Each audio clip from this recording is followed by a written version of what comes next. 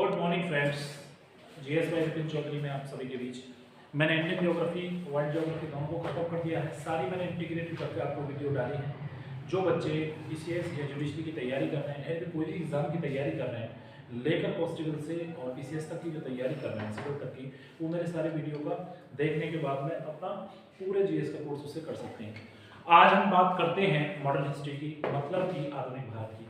आधुनिक भारत का मतलब है कि मध्यकालीन भारत के बाद भारत है कि नहीं। आपको बताया है कि जब औरंगजेब की मृत्यु हो गई थी तो औरंगजेब की मृत्यु होने के बाद में धीरे धीरे मुगल साम्राज्य का पतन हो गया था। और मुगल साम्राज्य का पतन होने के बाद सीधी स्थिति सिर्फ एक ही आ गई थी, अंग्रेजों का शासन। यूरोपियों का आगमन हुआ था। यूरोपियों का आगमन के बाद में फिर उसका आर्थिक विस्तार हुआ था और आर्थिक विस्तार होने के बाद फिर उसकी स्थिति एक और आई थी जिसे हम विशेष स्थिति के रूप में जानते हैं कि ब्रिटिश शक्ति का और ब्रिटिश विजय के समय भारत का भारत। जब हमारे सामने मध्यकालीन भारत समाप्त होने के बाद मतलब मुगल कालीन के बाद सबसे ज़्यादा सैद्धांत जो राज्य था हमारा बंगाल था। बंगाल में अंग्रेजों ने एंट्री मारी थी और बंगाल में अंग्रेजों ने एंट्री मारने के लिए लगभग 350 वर्ष शासन किया। मतलब इट मीन्स यूरोपीय जो थे, पुर्तगाली आए, डच आए, डेनिश आए, अंग्रेज आए, इनका जो विशेष करके क्रम रहा था वो सबसे पहले पुर्तगाली आए थे। ये क्यों आए थे कि 14वीं शताब्दी के अंदर यूरोप में पुनर्जागरण हुआ था, रेनेसेंस। और इटली से जो एक यूरोपीय कंट्री है, हमारे यहाँ कालांतर से ही बहुत ज़्यादा व्यापार की दृष्टि से बहुत ज़्यादा आवागमन था। मतलब कि समुद्र के जहाज़ के द्वारा वहाँ से व्यापार निर्यात होता था। रेशम वगैरह जाना, ये चाइना और इधर इटली के लिए। तो उन्होंने सोचा कि भाई कुछ ऐसा कीजिए कि अपने व्यापार को बढ़ाया जाए और अपने निवेश को किसी और कंट्री में किया जाए ताकि हमारा देश विकसित हो सके। यूरोपीय कंट्री अभी भी हमारे देश की अपेक्षा बहुत ज़्यादा विकसित हैं क्योंकि उनका मूल कारण ये है कि वो हमारे देश से लूट कर सारा सामान अपने भारत ले गए और वो अपने यूरोप में ले गए भारत से। और भारत से सामान लूट कर ले जाने के बाद उनकी जो आर्थिक स्थिति है बहुत ज़्यादा सदृढ़ हो गई। तो भारत में जो यूरोपियों का आगमन हो वो तब आगमन हुआ हमारे यहाँ भारत में जिस समय अंग्रेजियों का प्रस्थान हुआ उस समय हमारे भारत में अंग्रेजों मतलब मुगलों का शासन था। अंग्रेजों को आगमन के साथ साथ हमारी मुगल शक्ति बहुत कमजोर पड़ चुकी थी। मतलब कि 1707 के बाद यदि हम देखें तो जिसे जिंदा पीर के नाम से जाना जाता था और बहुत लंबे समय शासन करने वाला मुगल काल शासक था जिसे हम औरंगजेब कहते हैं। तो औरंगजेब की मृत्यु के बाद में उनके बच्चों में आसपास में उसमें जितने बेटे थे राजपाट को लेकर आपस में संघर्ष होगा और उसकी जो पूरे देश पर जो शक्ति थी वो पूरी तरह से विखंडित हो गई। तो कहीं मराठों ने तो कहीं अंग्रेजों ने पूरी तरह से भारत को घेर लिया, मतलब भारत पर कब्जा करने की कोशिश करी। फिर भी उत्तरकालीन मुगल काल जिन्हें हम कहते थे उनका अंश चलता आया, जिन्हें दिल्ली का बादशाह कहते थे, जिन्हें बहादुर शाह द्वितीय के नाम से जाना जाता है। अंतरिम शासक के रूप में उन्होंने काम किया, मतलब तब तक काम किया जब 1857 की क्रांति चली। परंतु वो जो राज थे उनके राजा की कोई वैल्यू नहीं रही थी। अंग्रेजों ने पूरी तरह से भारत को व्यापार की दृष्टि से भी और आर्थिक दृष्टि से भी पूरी तरह से कब्जा कर लिया था और भारत को अपने गुलाम की स्थिति में बना लिया था। यूरोप के जितने भी कंट्रीज से लोग आए उन्होंने भारत में अपना सशक्तिकरण करने की कोशिश की, परंतु सबसे पहले पुर्तगाली आए, सबसे बाद में गए, परंतु वो भारत पर अपना पूरा साम्राज्य स्थापित नहीं कर सके। डच भी आए, डेनिश भी आए, वो अपना साम्राज्य स्थापित नहीं कर सके। परंतु अंग्रेज एक ऐसे फ्रांसीसी आए, लास्ट में फ्रांसीसियों को भी उन्होंने यहाँ से खदेड़ दिया। परंतु हमारे यहाँ ये जो ईस्ट इंडिया कंपनी थी, ईस्ट इंडिया कंपनी एक प्राइवेट कंपनी थी और ईस्ट इंडिया कंपनी ने भारत में अपना पूरी तरह से सदन करके अपना व्यापार किया। और आधार में कहता हूँ कि भारतवर्ष में जो रेललाइन प्रणाली जो लेकर आए थे वो अंग्रेज ही आए थे। और इसीलिए सवाल पूछ भी लिया जाता है कि जो भारत में रेल प्रणाली का तात्पर्य क्या था ब्रिटिश शासन में, तो उनका सिर्फ अपने व्यापार को बढ़ावा देना था। पूरे भारतवर्ष से उत्तर से दक्षिण, पूर्व से पश्चिम व्यापार कर समुद्र के किनारे ले जाते थे। दक्षिण जहां के पोर्ट मैंने आपको पढ़ाए थे ज्योग्राफी में, वहां ले जाकर सामान को उतारना और समुद्र के रास्ते से यूरोप को भेज देना। और यूरोप से जो सामान आता था आयात करते थे, उस कच्चे माल को ले जाकर यहाँ से पक्का माल मतलब महंगा करके बेचते थे उसे। और हमारे यहाँ की जो सदृढ़ स्थिति थी, जो हस्तनिर्मितकार थे, उन बेचारों का सत्यानाश हो गया, उनके कारोबार बंद हो गए और वहाँ से चमकीले और चटकीले कपड़े बेचने लगे। अंग्रेजों का बात करें या यूरोपियों की बात करें तो सर 15वीं शताब्दी के अंदर उनका आगमन हुआ और 15वीं शताब्दी के बाद में सन 1600 में उन्होंने ईस्ट इंडिया कंपनी की स्थापना की अंग्रेजों ने। यूरोप के अंदर बहुत सारी कंपनियां आई, फ्रांस भी आई, डच भी आए, डेनिश भी आए, पुर्तगाली भी आए, परंतु अंग्रेजों ने सभी को पराजित कर दिया और मुगलों पर पूरी तरह से विजय पा ली और विजय पाने के बाद लगभग 350 वर्ष शासन किया। उसका मूल कारण ये है कि सन 1600 में ईस्ट इंडिया कंपनी की स्थापना की गई और ईस्ट इंडिया कंपनी के बाद में 1947 में तो 1947 में हमारा भारत आजाद हुआ। तो 1600 से 347 तक लगभग 350 वर्ष इन्होंने शासन किया। अच्छा, यदि हम बात करते हैं मुगलों की, तो मुगलों के शासनकाल की भी यदि हम बात करें तो मुगलों ने भी लगभग 712 में मोहम्मद बिन कासिम ने प्रथम आक्रमण किया था। 1000 से लेकर मतलब कि 712, 1600, 1500 लगभग इन्होंने भी यदि हम बात करें तो 500 साढ़े 500 वर्ष के करीब शासन कर लिया था। अब बात आती है अंग्रेजों की, क्योंकि हम मॉडर्न हिस्ट्री करते हैं। मॉडर्न हिस्ट्री का मतलब है कि मध्यकालीन भारत, मुगल काल का अंत और अब आधुनिक भारत आ गया मॉडर्न हिस्ट्री। मॉडर्न हिस्ट्री के अंदर मॉडर्न आ गया कि मॉडर्न का मतलब ये समझिए कि आधुनिकता, और आधुनिकता का मतलब समझिए कि यूरोपीय कंट्री का आगमन, और यूरोपीय कंट्री का आगमन है कि वह को अल्टीमेट और आधुनिक मॉडर्न बनाना। और आज भी आपने देखा होगा कि जितने भी डेवलप कंट्री हैं वो यूरोपीय कंट्री हैं, क्योंकि उनके पास पैसे की कोई कमी नहीं है और जनसंख्या की दृष्टि से हमारे देश से बहुत ज़्यादा कम है। हमारे भारतवर्ष का एक दुर्भाग्य और है कि हमारे भारतवर्ष में लगभग से करोड़, 125 करोड़, 1.30 125 करोड़ जनसंख्या निवास करती है। इसमें भी हमारे देश का विकसित होने का ना होने का एक विशेष कारण है, इसीलिए हमारा देश जो बहुत डेवलपिंग है। जैसे कि हमारे माननीय प्रधानमंत्री मोदी जी कहते हैं कि हम अपने देश को मॉडल बनाना चाहते हैं, तो मॉडल तो बनाना चाहेंगे लेकिन कमाने वाला एक और खाने वाले बहुत ज़्यादा। इट मीन्स मेरा कहने का मतलब ये है कि हमारे देश में चाइना के बाद में जनसंख्या बहुत तेजी से बढ़ रही है और हो सकता है 2031 की जनगणना जब हो उसमें चाइना को पार कर जाए। तो 2021 की भी जनगणना चल रही है।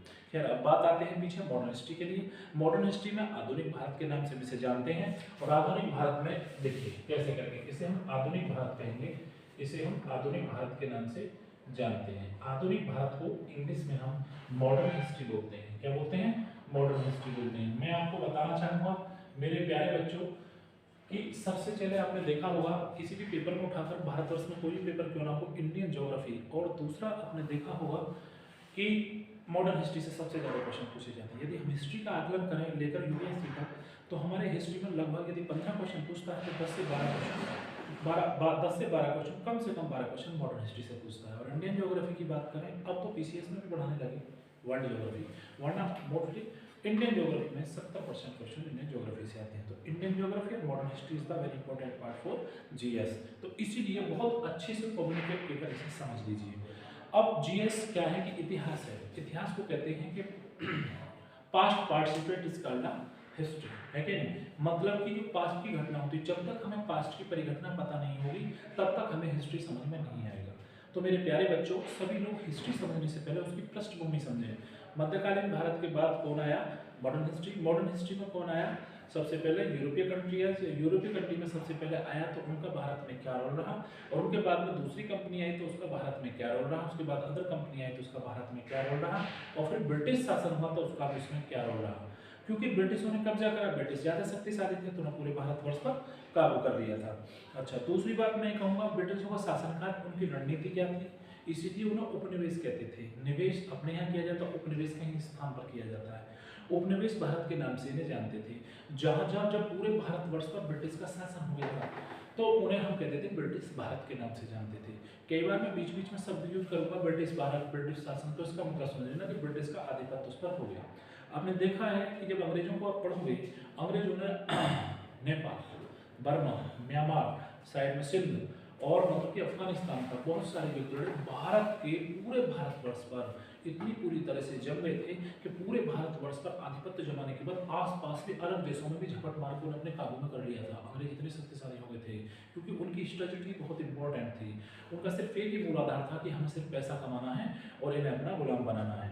उसका एक मूल कारण विशेषता ये भी था, सवाल पूछ लिया जाता है कि फ्रांसीसी बहुत सैंतड़ थे और बहुत अच्छे कुशल प्रशासक थे, तो उनका यहाँ से हारने का मूल कारण क्या था? उनके दो मूल कारण थे बेटे।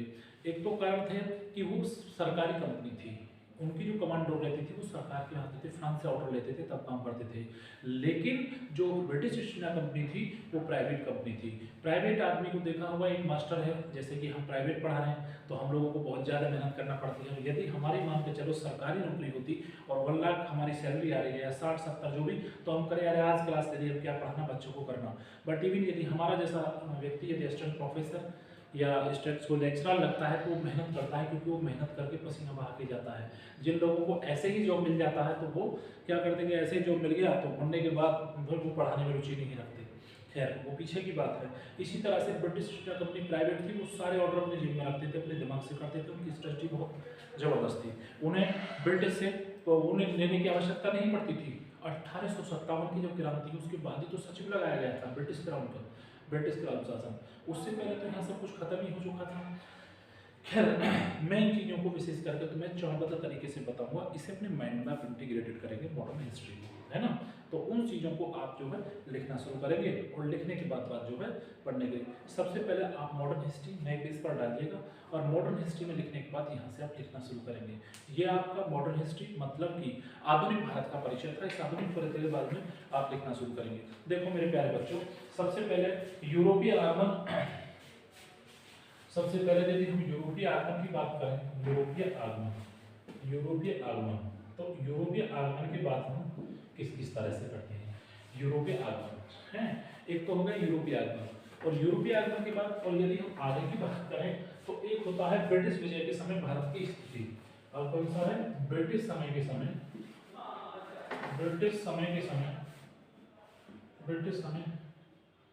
में भारत की स्थिति है ना। इन टॉपिकों पर हम बात करेंगे। अच्छा, दूसरी बात एक चीज और निकल कर आती है मेरे प्यारे बच्चों, इसमें है ब्रिटिश शक्ति का विस्तार एवं सस्तेनाम। ये ब्रिटिश जो शक्ति है, ब्रिटिश शक्ति का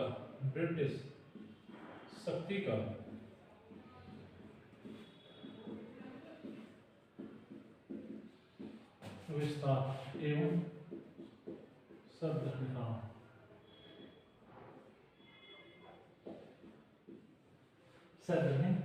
ठीक है ना। तो इस तरह से करेगा, ये इस तरह से इनकी स्थिति आती है।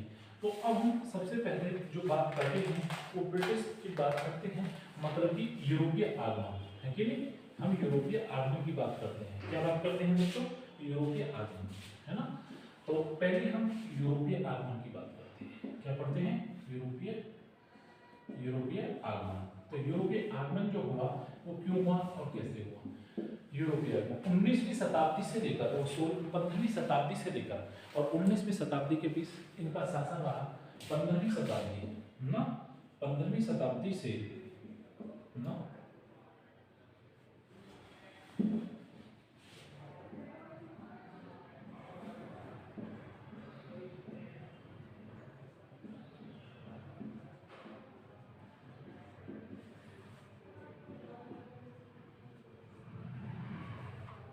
19वीं शताब्दी क्यों करेंगे, 15वीं शताब्दी क्यों यूज करेंगे, तो 1498 में वास्को डी गामा भारत आए थे, जो कि यूरोपीय थे। 1498 में आए थे, 1498 से लेकर और 19वीं शताब्दी तक, मतलब कि 1800 तक। 19 कैसे चला था बाद में, तो 20वीं शताब्दी भी आती है। शासन वर्ष तो इनका कितना रहा है, सन 1600 में, 1600 से लेकर और 1947 तक इनका मूल रूप से जाना जाता है। 1947 तक किनका माना जाता है, ब्रिटिश शासन माना जाता है। ब्रिटिश शासन में सारे अधिकारी इनके थे, सारे जजेस इनके थे, सारे मजिस्ट्रेट इनके थे, पूरी प्रक्रिया इनकी थी। तो सन 1600 से लेकर और 1947 तक, मतलब कि 347 वर्ष तक अंग्रेजों ने पूर्ण रूप से शासन किया था। बेटा ये बहुत मूल बातें हैं जो हमें पेपर में पूछ ली जाती हैं, इन्होंने किया था। सवाल पूछ लिया जाता है कि ईस्ट इंडिया कंपनी की स्थापना कब की गई थी, तो सवाल दो आते हैं। 1599 में कभी कभार पूछ लेता है, 1599 और ऑब्लिक इसके थे सोच, तो 1599 को भी ठीक है, क्योंकि इसका कार्य प्रारंभ यहीं से शुरू हो गया था। ये ईस्ट इंडिया कंपनी की स्थापना की गई थी। इसे मैं हिंदी में ESIC कहूँगा, इसे ईस्ट इंडिया कंपनी के नाम से जानते हैं। ठीक है, अब इसमें आगे कोई डाउट नहीं होना चाहिए। ठीक है, यूरोपीय अभिनिवेश है। अब बात यह है कि 15वीं शताब्दी की जो बात करें, 15वीं शताब्दी में मैं आपको लिखूंगा, आप नोट डाउन करते जाइए। 15वीं शताब्दी में यूरोपीय पुनर्जागरण हुआ। जहां यूरोप के लोगों ने अपने उपनिवेश के रास्ते ढूंढने शुरू कर दिए। एक पुनर्जागरण हुआ कौन सी 15वीं शताब्दी के अंदर, जिसमें यूरोप में, और उसने कहा कि हम पुनर्जागरण रेनेसेंस, जैसे कि हमारे यहाँ भी हुआ था आधुनिक भारत में, जो पुरानी कुरीति और रूढ़िवादियों को खत्म करेंगे लोग, वो आप आगे पढ़ेंगे।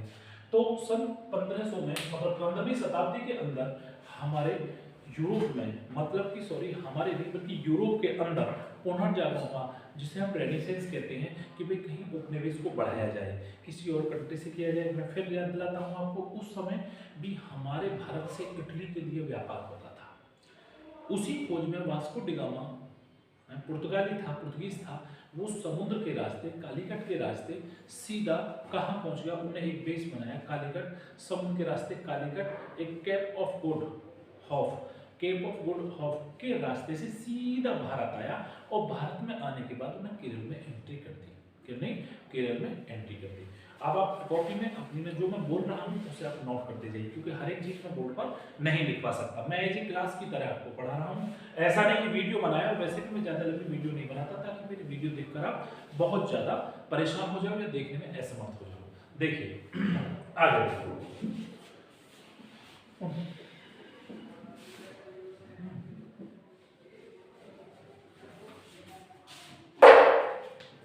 19वीं शताब्दी में, 15वीं शताब्दी में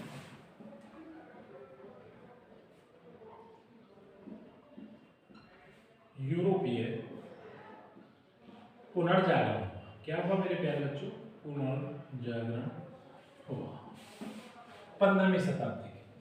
15वीं शताब्दी के बाद यदि हम बात करते हैं, यदि 15वीं शताब्दी की बात करते हैं, उसके बाद हम पुनर्जागरण हुआ। पुनर्जागरण में उपनिवेश के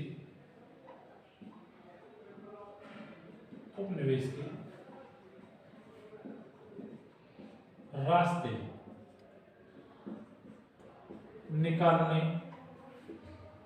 शुरू किए। किसने शुरू किए? किसने शुरू किए मेरे प्यारे बच्चों, उसकी बताता हूं मैं, यूरोपीय लोगों ने 15वीं शताब्दी। उसी समय पुर्तगीज है, पुर्तगीज मतलब कि जिसमें पुर्तगाली है, ये यूरोपीय है, ये भी यूरोपीय कंट्रीज है। पुर्तगीजों ने सर्वप्रथम, पुर्तगाली यूरोपीय में सर्वप्रथम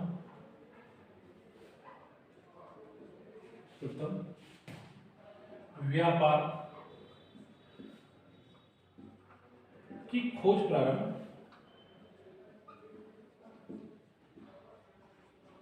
की। सवाल पूछ लिया जाता है कि सर्वप्रथम किसने? यूरोपियन। अब आप ध्यान देंगे इन सब चीजों के पीछे, तो विशेष करके अब इसमें क्या स्थिति आती है वो मैं बताता हूँ, ठीक है। यहां तक आगे आप देखेंगे क्या प्रारंभ किया इन्होंने। वर्ष 1498 में, वर्ष 1498 में वास्को डी गामा समुद्र के रास्ते से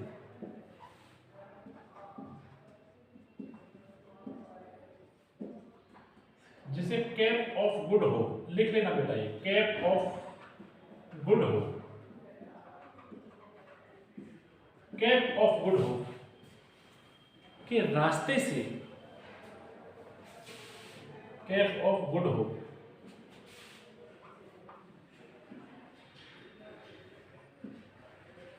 केप ऑफ गुड से समुद्री रास्ता निकाला,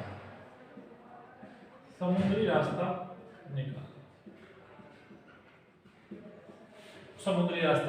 निकाला। और वो समुद्र के रास्ते से सर्वप्रथम हमारे केरल में पहुंचा। कहां पहुंचा बेटे? केरल के अंदर। उसने एंट्री जो मारी वो कहां मारी? एंट्री केरल के अंदर एंट्री। कहां मारी? केरल के। अब मैं केरल देखो इस तरह से होता है, यह एक छोटा सा प्रांत है हमारे भारत का जिसका नाम है केरल। केरल कौन आया? Vasco D gamma. लिख लो ऐसे। कब आया? 1498 में।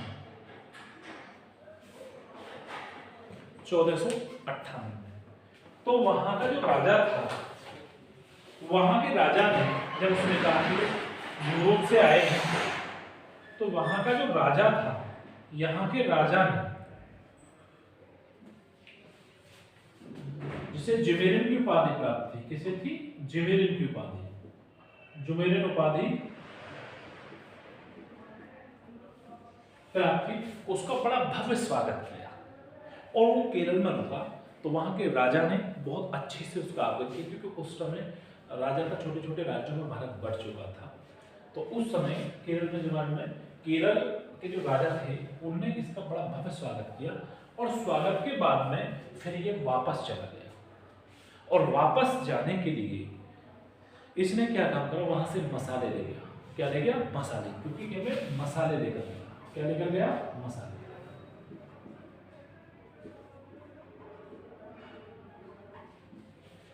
और ये मसाले ले जाने के बाद, मसाले लेकर इसने वो मसाले 1:60 गुना, मतलब कि मसाले को 60 गुना मुनाफे के साथ जाकर वहां अपने यूरोप के अंदर इसे बेचा। सवाल पूछ लिया जाता है कि कितना, तो 60 गुना मुनाफे से इसे जो है बेच दिया। 1 रुपए की चीज को 60 रुपए में बेचेंगे तो अपने आप ही मालदार हो जाएगा। तो अब मन नहीं मानता था इसका, बोला फिर दोबारा चलो भाई। तो मेरा कहने का तात्पर्य ये है कि इन्हें 60 गुने मुनाफे से इसे बेचा, 60 गुने मुनाफे से इन्हें बेचा। फिर ये 1502 में दोबारा एंट्री मारता है ना, 1502 में फिर ये दोबारा आता है, 1502 में ये दोबारा आता है, दोबारा आगमन। ये कहता है कि भाई ठीक करो। उसने सोचा कि उनने जाके बताया कि वहां तो बहुत लाभ है, वहां की तो प्रकृति कैसी है, जो भी, क्योंकि हमारे भारत सोने की चिड़िया क्यों कहा जाता है।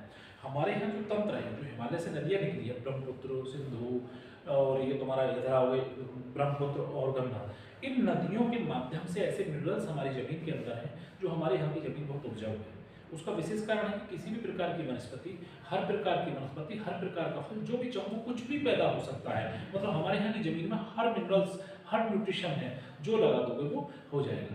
इन्होंने कहा कि यार वहाँ है तो सही, लेकिन वहाँ के लोगों को ज्ञान नहीं है कि वहाँ से बहुत कुछ पैदा किया जा सकता है। इट मीन्स अमरूद, केले, पपीता वगैरह जो सब लेकर आए थे, काजू बीजी पुर्तगाली लेकर आए थे, कि यदि वहाँ कुछ लोग निवेश किया जाए तो वहाँ से बहुत ज़्यादा पैसा कमा सकते हैं। इट मीन्स जैसे कि हम यहाँ से दिल्ली जाएं और दिल्ली में सोचें कि यार वहाँ यदि हम इंस्टीट्यूट खोलें तो वहाँ पर बहुसंख्यक बच्चे करा सकते हैं, वहाँ एक बहुत अच्छे मास्टर की ज़रूरत है, तो वहाँ जाकर हम पढ़ाएं तो वहाँ पर बहुत सारे बच्चे आ सकते हैं। ऐसे ही इन्होंने कहा, जब इसने बताया, बोला वहाँ जाएं और वहाँ जाकर अपना धीरे धीरे धीरे धीरे अपना थोड़ा साम्राज्य स्थापित किया जाए, ताकि हमें व्यापार किया जाए और उसी व्यापार की दृष्टि से फिर हम इसे आगे बढ़ाएं। तो आगे बढ़ने के बाद हमें बहुत ज़्यादा मुनाफा हो सकता है कि नहीं।